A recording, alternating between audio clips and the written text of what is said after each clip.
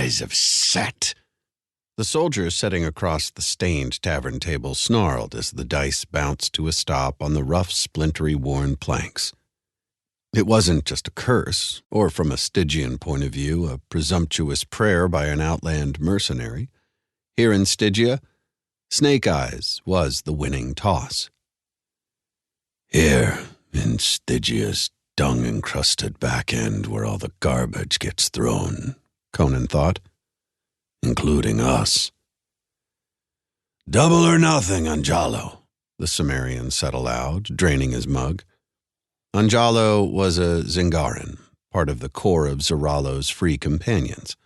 Like Conan, an experienced fighting man, smaller but whipcord strong and very quick with a narrow olive hawk face. An old scar drew one corner of his full mouth up in a perpetual sneer.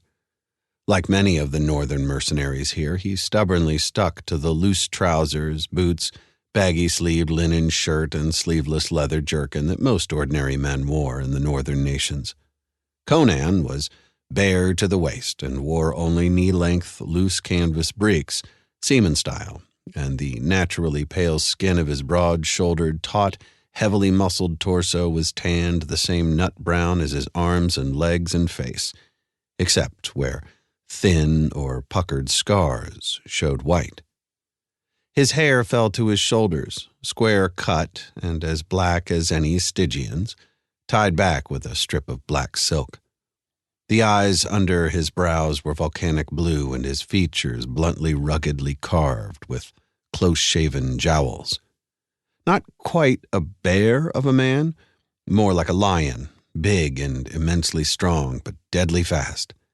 Lounging at ease, but with senses ever spread for threats, he was covered with sweat, the sort normally shed in fighting or working hard in more pleasant climates. In Sukhmet he sweated just sitting in the shade, and it didn't even dry off unless he was in the wind.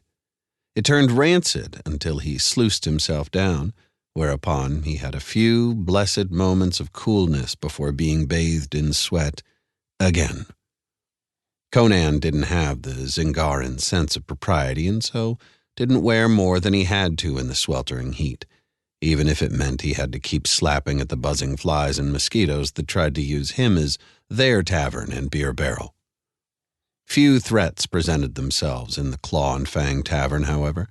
The innkeeper's stout sons kept human beggars out with even stouter truncheons of a local timber called ironwood, and for good reason. The swarming cats suppressed rats and feasted on the huge flying cockroaches and the ever-present termites, leaving their shells and wings and legs in drifts in the corners.